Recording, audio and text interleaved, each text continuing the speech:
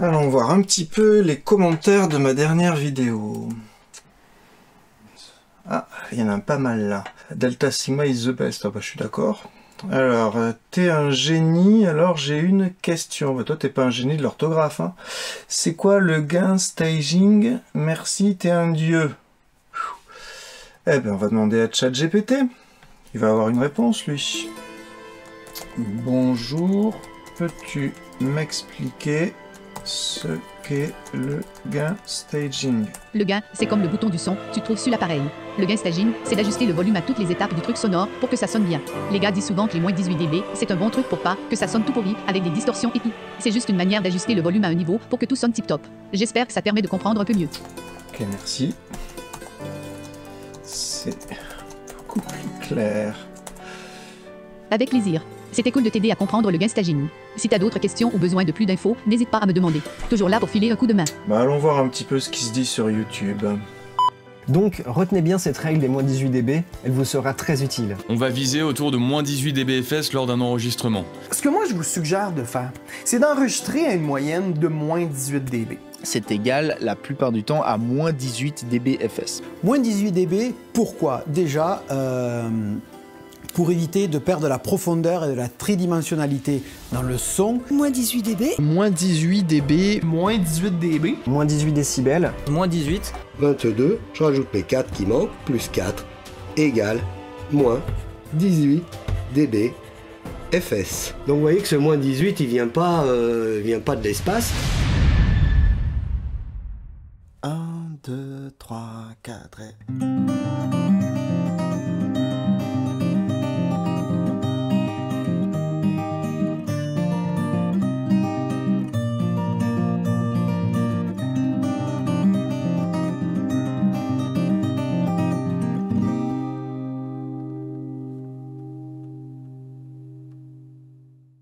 Quand on s'intéresse au mixage ou à l'enregistrement, on nous renvoie très souvent à ce fameux gain staging et à ces encore plus fameux moins 18 dB.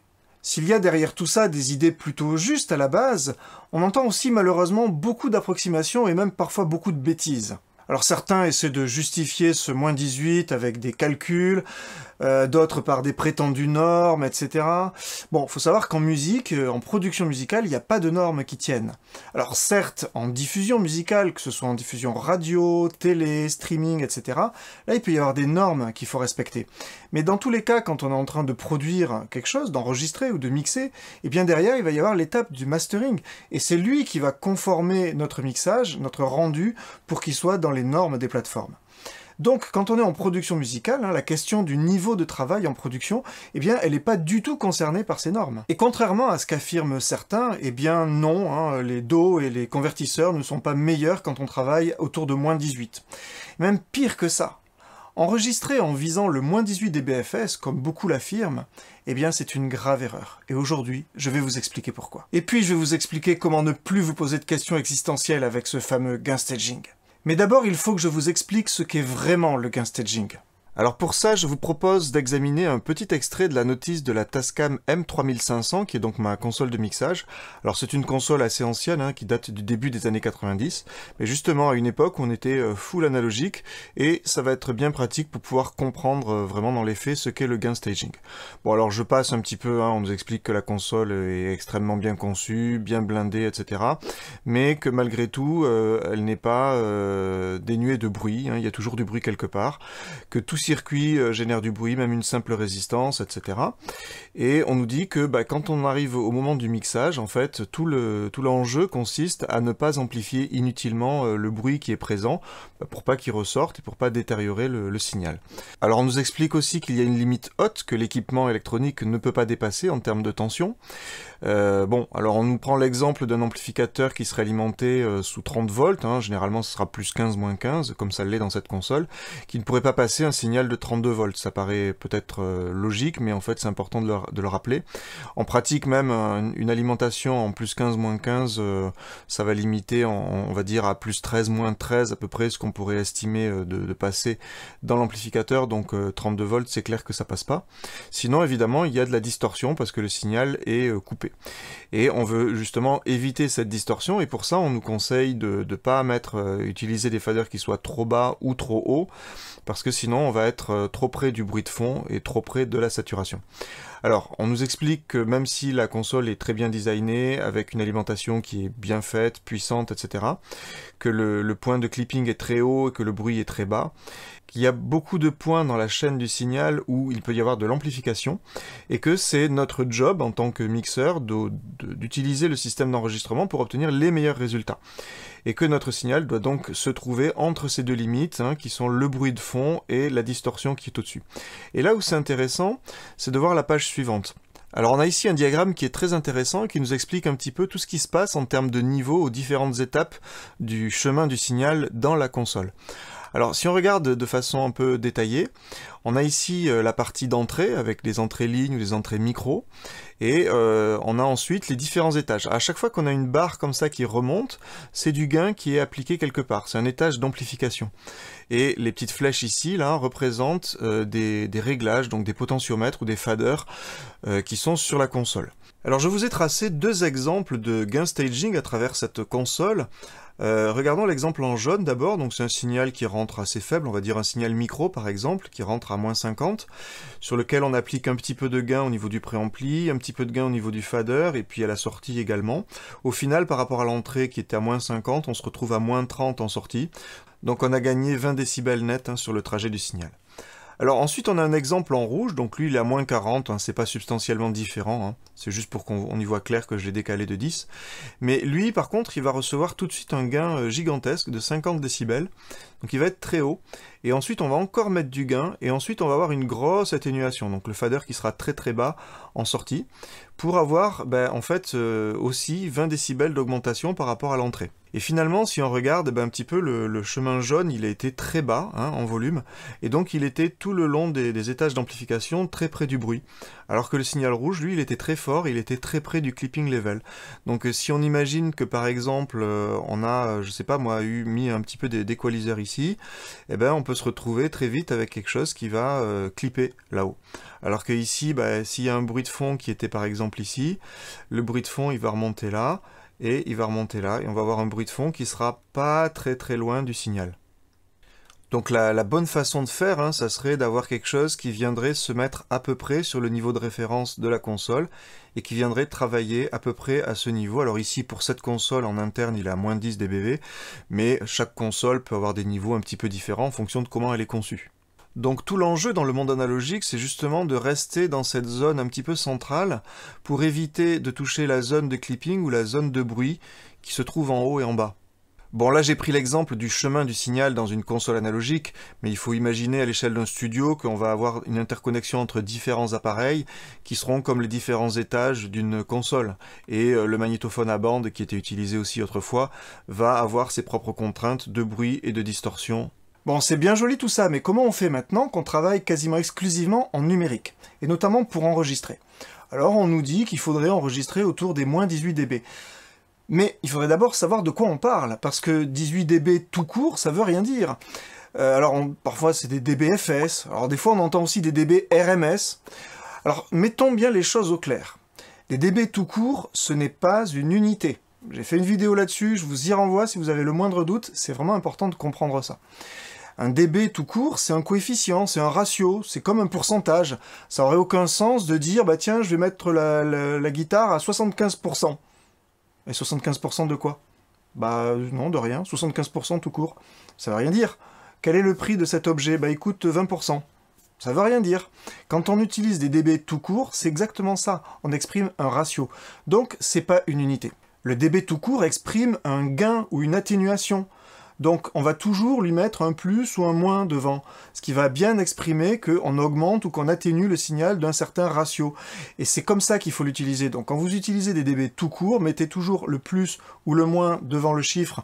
De cette manière, vous aurez bien conscience que vous manipulez un gain ou une atténuation et non pas un niveau absolu. Alors peut-être des dB RMS ? Bien là aussi, je suis désolé, mais ça n'existe pas. Alors RMS, ça veut dire Root Mean Square. En fait, c'est une moyenne quadratique, c'est-à-dire que c'est une façon d'intégrer ou de moyenner sur un temps plus long, de façon à se rapprocher un petit peu de la manière dont l'oreille perçoit le volume sonore. Alors la plupart des unités exprimées en décibels, donc comme le dBU, le dBV par exemple, sont basées sur des valeurs RMS. Mais c'est pas le cas par exemple du dB full scale, du dBFS, qui lui peut être basé sur des valeurs crêtes ou sur des valeurs RMS. Alors on va arrêter de parler de dB RMS. De toute façon, une fois qu'on est dans le Do, la seule unité qui a vraiment du sens, c'est le dB full scale, le dB FS, puisqu'on mesure un signal numérique. Revenons donc à cette règle de viser le -18 dB FS quand on enregistre, et voyons ce que cela implique sur un exemple concret. Alors je vais commencer par enregistrer la batterie, et pour ça j'ai réglé le gain d'entrée sur la carte son, de manière à ce que mon indicateur ici, dans mon logiciel, vienne chatouiller le -18 dB FS. Donc là on voit, on est pile à -18, donc là on est vraiment pile dessus. Voilà, -18 ici, ici. Ok, très bien, alors maintenant on va enregistrer la basse. De la même façon, la basse, eh bien j'ai réglé le gain pour que ça vienne toucher le -18, pareil.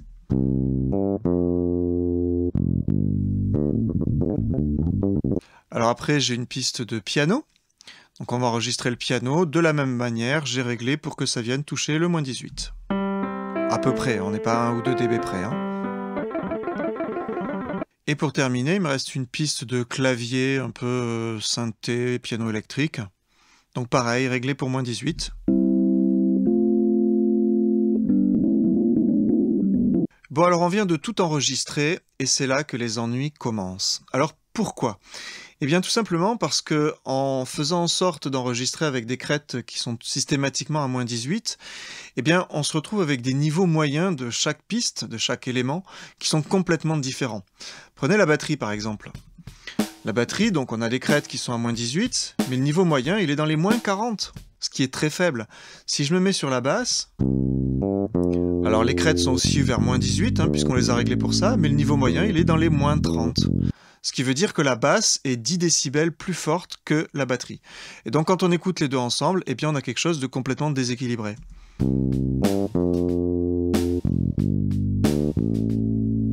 Et si on écoute avec toutes les pistes ensemble, on a quelque chose de complètement déséquilibré.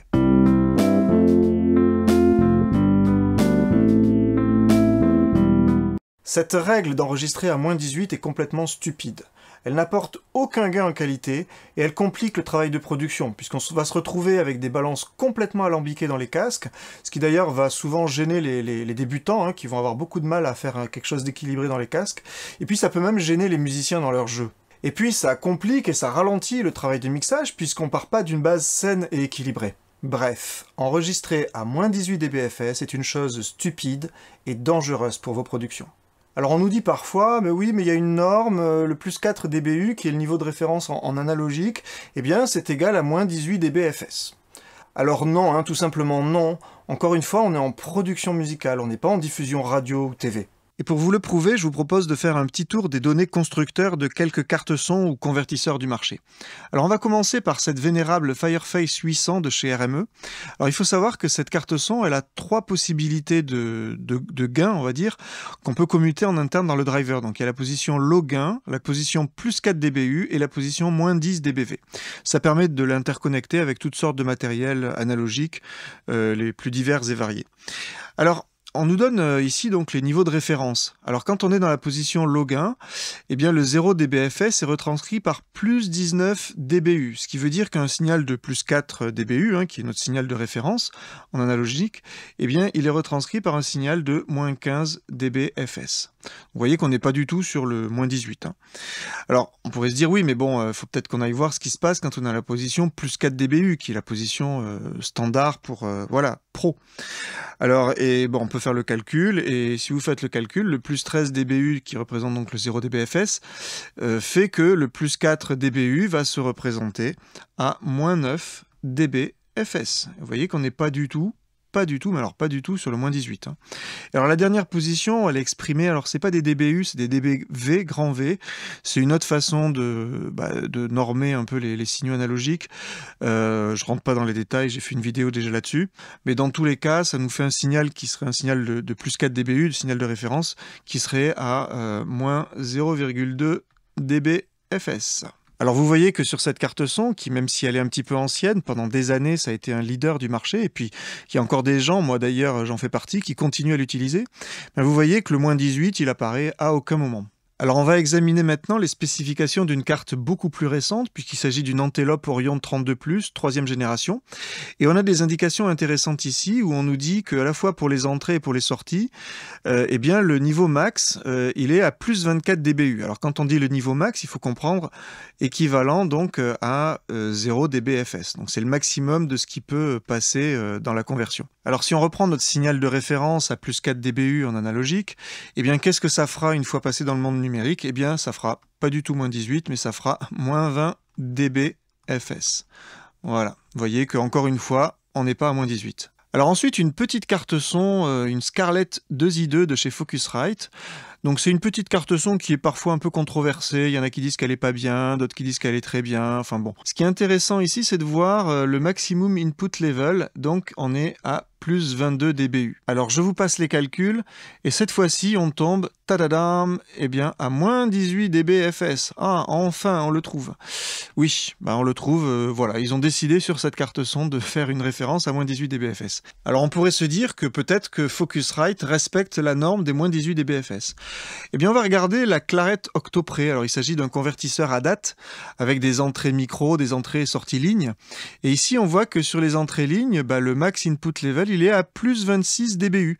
Ce qui fait que notre signal de référence à plus 4 dBu, eh bien il va être retranscrit par un signal à moins 22 dBFS. Et vous voyez qu'on n'est pas du tout à moins 18.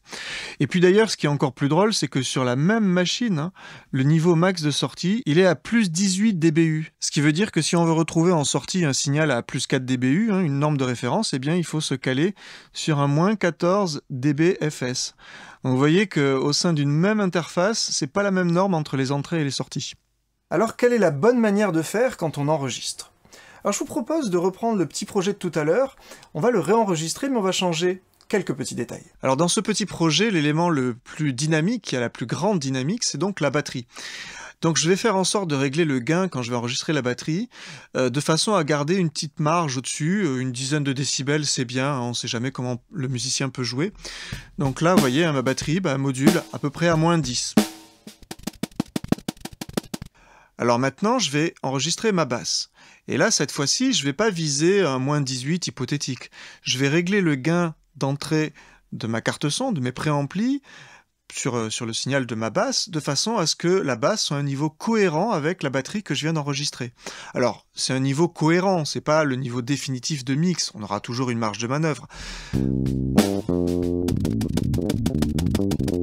Alors maintenant, je vais enregistrer mon piano. Alors le piano, tout à l'heure, il était excessivement fort parce que c'est un élément d'arpège qui est censé venir décorer un petit peu ce petit arrangement qui n'est pas non plus exceptionnel. Mais il était beaucoup trop fort. Donc là aussi, je vais régler le gain d'entrée du piano de façon à ce que, sans avoir à bouger les faders, sans avoir appliqué de gain sur mes pistes, j'ai un niveau qui soit cohérent avec le reste. Et enfin, mon dernier clavier, pareil.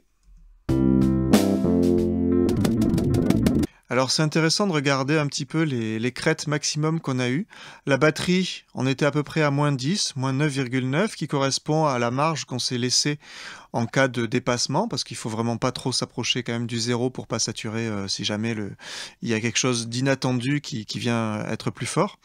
La basse, on était dans les moins 15, moins 16. Le piano, on était à moins 24.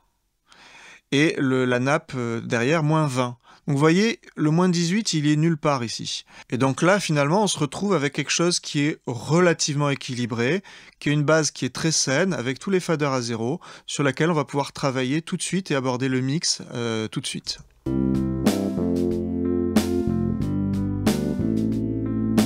En comparaison, si on écoute ce qu'on avait fait tout à l'heure, vous allez voir que là, on est complètement déséquilibré.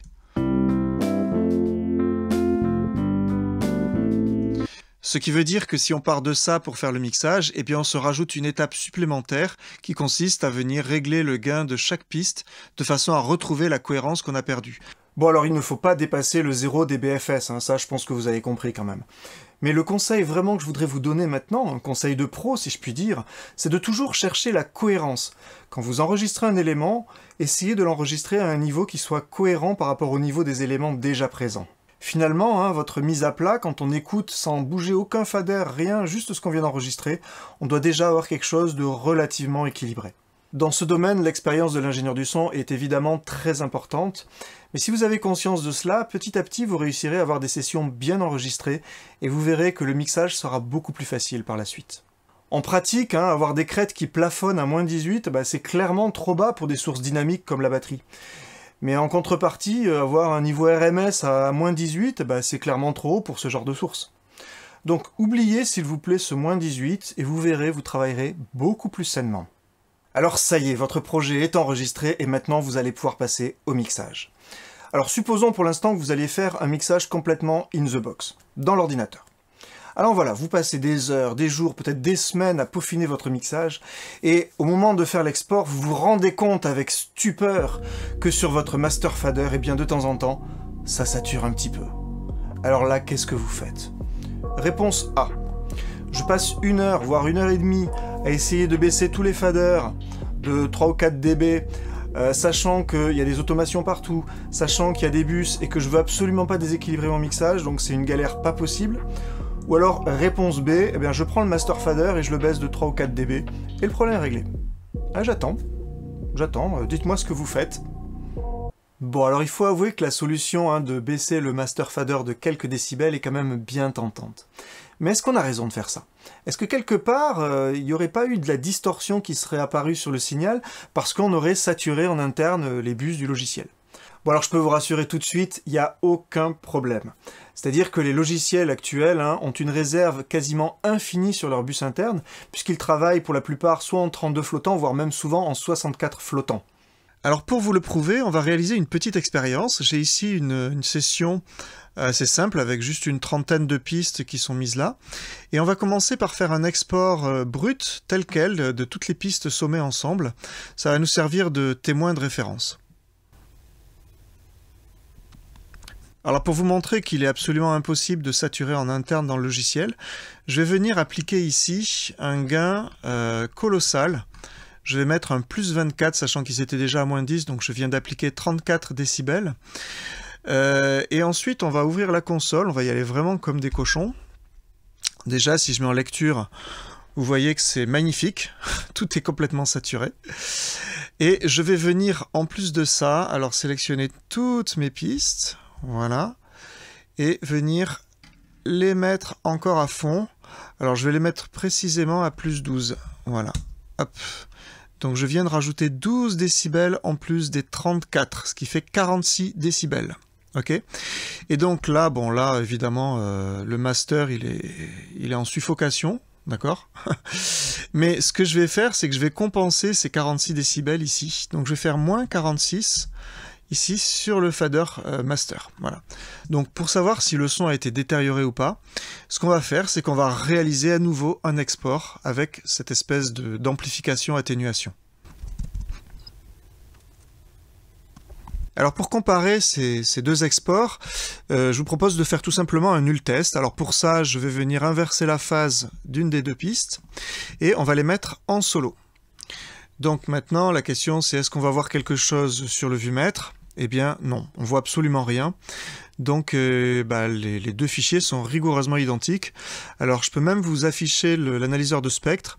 On voit une espèce de résidu qui plafonne dans les moins 180, moins 190 décibels. Donc autant vous dire que ça ne passera jamais la porte du convertisseur. Donc c'est totalement inaudible. Alors je vous propose de pousser l'expérience encore plus loin. Maintenant on va rajouter sur chaque piste, sur les 33 pistes ici, on va venir rajouter un plugin. Alors je vais rajouter un equalizer, l'equalizer de SSL.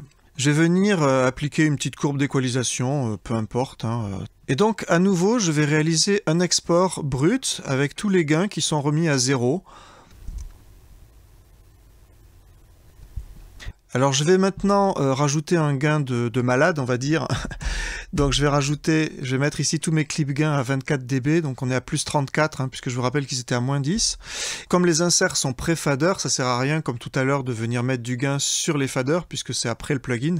Si je veux saturer davantage le plugin, je vais plutôt me mettre ici sur la partie gain d'entrée des pistes. Donc là, elles sont toutes sélectionnées, je vais mettre un gain de plus 12, comme ça on sera comme tout à l'heure, avec 46 décibels de dépassement. Et donc là, vous voyez, si je joue, on sature complètement. Hein. Si j'ouvre un EQ, bah, vous voyez qu'il est complètement dans le rouge. Alors je vais venir compenser ma sortie à moins 46 décibels. Voilà. Et on va venir faire notre export témoin. Alors comme tout à l'heure, on va faire un nul test. Pour ça, je viens inverser la phase d'un des deux canaux. Ils sont en solo. Et on vient écouter. Et là, encore une fois, vous voyez... hein, on est dans les moins 180, moins 200 dB. Donc il n'y a pas de différence.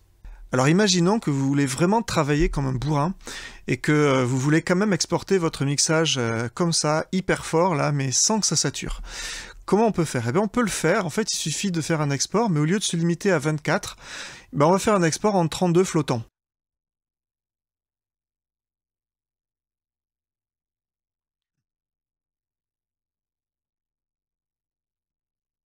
Alors voilà, j'ai fait un petit peu de ménage pour qu'on y voit clair. Ici, j'ai toujours mes exports avec l'EQ, l'export témoin, hein, où il n'y a aucune saturation. L'export dans lequel on a fait l'augmentation et l'atténuation de 46 décibels. Et ici, l'export dans lequel on a fait l'augmentation de 46, mais on n'a pas atténué la sortie, ce qui fait qu'on a complètement saturé la sortie, mais j'ai fait l'export en 32 flottants. Et ça, vous allez voir, ça va tout changer, parce que ici, si je viens faire un moins 46 décibels, eh bien regardez, je retrouve complètement ma forme d'onde. Alors on pourrait se dire, ouais, mais peut-être que ça a été abîmé. Alors ici, hein, j'ai fait mon inversion de phase sur le mix témoin, et on va pouvoir écouter les deux ensemble, et on voit qu'en sortie, on n'a absolument rien. Et vous voyez, on est pareil, moins 180 dB. Donc ça change strictement rien. On peut donc travailler comme un gros bourrin sans que ça nuise à la qualité du son. Bon alors là, il y a toujours quelqu'un qui intervient pour dire oui, mais il y a la question des plugins qui simulent le matériel analogique. Alors c'est vrai, mais si vous travaillez avec des niveaux cohérents, comme je vous l'ai conseillé tout à l'heure, vous verrez que c'est jamais un problème en pratique. Et puis c'est très facile, hein, localement, il y a toujours des solutions pour venir booster ou atténuer un petit peu le signal avant ou après le plugin. D'ailleurs, les plugins intègrent eux-mêmes, hein, la plupart du temps, des réglages d'entrée et de sortie, ce qui fait qu'en réalité, c'est pas du tout un problème. Dans un mix in the box, finalement, le seul point sur lequel il faut être vraiment vigilant, c'est quand on fait un export. Quand on exporte en 24 bits, par exemple, la capacité est limitée. Il faut donc pas saturer le master. Sinon, comme je vous l'ai montré tout à l'heure, il suffit de baisser le fader de quelques décibels et le problème est réglé. Supposons que vous vouliez non pas faire un mix in the box, mais un mix hybride, avec des périphériques analogiques externes. Eh bien, qui dit hybride dit conversion. Et donc, dans ce cas-là, on va respecter tout simplement la même règle qu'en enregistrement, c'est-à-dire de ne pas dépasser le 0 dBFS. Alors, autant quand on est en train de faire de la prise de son, eh bien, il peut y avoir des surprises, c'est-à-dire qu'un musicien peut se mettre à jouer plus fort que pendant les balances, donc il faut garder une marge de sécurité.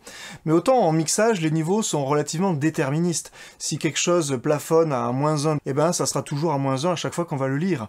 Donc, il n'y a pas tellement de difficultés, il faut juste être vigilant, en entrée comme en sortie, de ne pas dépasser le 0 dBFS. Alors on entend souvent parler d'une soi-disant zone de confort des convertisseurs. C'est-à-dire que si on module autour des -18, eh bien le son serait meilleur, la qualité serait meilleure que si on module trop près du 0. Alors je vous propose une petite expérience. Alors pour ça, on va utiliser cette petite carte son Focusrite, la 2i2, et comme vous pouvez le voir, j'ai fait un bouclage entre les sorties lignes de derrière là et les entrées qui sont en façade. Alors pourquoi j'ai fait ça? Parce que je vais envoyer sur ces deux sorties un signal qui sera exactement le même sur les deux, qui est un sinus 1000 Hz, calibré, donc à une sortie à -18 dBFS, et je vais venir mesurer ce qui se passe sur les entrées. Alors comme il y a deux entrées, l'entrée numéro 2 va nous servir de référence, et ensuite on va faire varier le gain sur l'entrée numéro 1, et vous voyez donc ici sur le logiciel, à gauche le fader rouge c'est celui de l'entrée numéro 1, et le 2 c'est l'entrée numéro 2. Alors on voit ici les niveaux d'entrée, on est bien calibré, le signal il sort à -18, d'ailleurs pour vous le prouver je peux couper le générateur, On voit qu'il n'y a pas de triche, hein, je fais vraiment l'expérience devant vous. Et ici, quand je varie le gain sur l'entrée numéro 1, on voit le signal d'entrée qui bouge. Alors j'ai évidemment sorti aussi l'analyseur de spectre qui va nous permettre d'observer s'il y a de la distorsion harmonique qui apparaît petit à petit quand on va s'approcher du 0 dBFS, voir un petit peu comment les choses se passent. Alors là je suis dans un niveau moyen, on est à peu près autour des moins 18, voilà, là je suis à moins 18 tout pile, et on voit que c'est propre. Alors on a le plancher de bruit qui est dans les moins 130 dB, et on a le pic ici à 1 kg qui correspond donc à notre son pur. Alors je vais augmenter progressivement le gain sur la première entrée. On va déjà faire un premier palier dans les moins 10 dB environ, voir un petit peu ce qui se passe. Voilà, je monte tout doucement. Voilà, je suis à moins 9,6, donc à peu près dans les moins 10 dB. Qu'est-ce qu'on observe? Bon, tout a augmenté, hein. Le pic est plus haut, le bruit est plus haut, ce qui veut dire que le rapport signal-bruit n'a pas vraiment changé en réalité, hein, même si le bruit est plus fort, mais le signal est plus fort aussi. Et on voit par contre qu'il n'y a pas du tout de distorsion pour l'instant qui apparaît dans le signal. Le signal est parfaitement identique, hein, au gain près, donc une petite translation près, entre la droite et la gauche. Alors on va faire un palier supplémentaire, on va aller dans les moins 3 dB, donc on commence à s'approcher sérieusement. Hein. Moins 5, moins 4, moins 3. Voilà, moins 2,9, on est dans les moins 3 dB.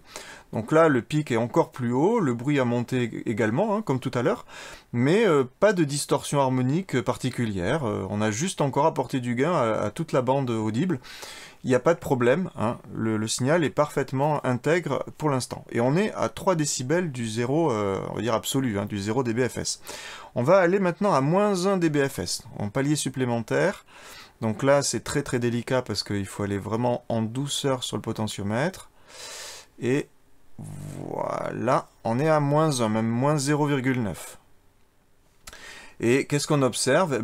Toujours le pic a augmenté, le bruit a augmenté, mais il n'y a pas du tout de détérioration, il n'y a pas de distorsion particulière, hein. Le signal est toujours parfaitement intègre, et je vous rappelle qu'on est à moins d'1 décibel du 0 de la saturation. Alors on va continuer à monter, on va par exemple se mettre à 0,1. Alors voilà, j'ai réussi à régler le gain d'entrée pour obtenir un niveau de moins 0,1 dBFS. Et donc qu'est-ce qu'on observe sur l'analyseur? On observe exactement comme tout à l'heure, un signal qui est parfaitement pur. Alors effectivement, le bruit a un petit peu augmenté, mais le signal a aussi augmenté, donc encore une fois, hein, le rapport signal-bruit n'est pas forcément changé.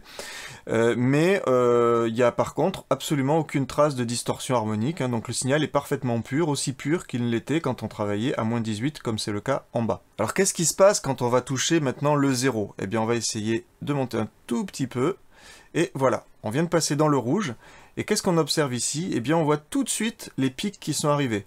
Et ces pics-là, ils sont surtout les harmoniques impaires, donc le signal fondamental est à 1 kg. Ensuite on a 3 kg, 5 kg, 7 kg, 9 kg. On voit ici, hein, les valeurs qui s'affichent. Et tout ça, ça correspond donc aux harmoniques classiques d'une forme carrée, hein, puisque le signal est tronqué. Alors si je booste encore plus le gain, voilà, là on a vraiment tout le spectre qui apparaît, hein, 1, 2, 3, 4, 5, 6, et tous les harmoniques qui sont là. Alors ce qui est intéressant de voir aussi, c'est qu'on a des espèces de sous-harmoniques qui apparaissent dans le grave ici, et puis on a aussi un effet sur l'autre canal, qui pourtant lui reçoit toujours un signal à moins 18, mais malgré tout il y a de la distorsion qui apparaît aussi un petit peu, donc une espèce de diaphonie de saturation. Donc finalement, qu'est-ce qu'il faut retenir de ça? C'est que quand on atteint le 0, eh bien la distorsion arrive d'un seul coup. Voilà, et cette distorsion, elle est vraiment due à la troncature du signal au niveau de la conversion. Donc finalement, hein, le circuit analogique d'entrée, qui est juste avant le convertisseur, eh bien, ne va pas venir apporter de la distorsion ou venir saturer le signal quand on approche du 0 dBFS. C'est d'ailleurs une chose parfaitement normale et tout à fait prévisible, hein, parce qu'il faut savoir que les ADC et les DAC aussi travaillent avec des tensions de référence qui sont très faibles par rapport au niveau standard du signal. Donc on atteindra toujours le 0 dBFS bien avant que le circuit analogique ne sature. Alors pour que ce soit bien clair, hein, je voudrais prendre en exemple la datasheet du PCM 4220 qui est un double ADC. Et donc je voudrais vous montrer notamment ce petit tableau qui nous donne les caractéristiques électriques et notamment sur les entrées analogiques. Et notamment le paramètre ici, Full Scale Input Range.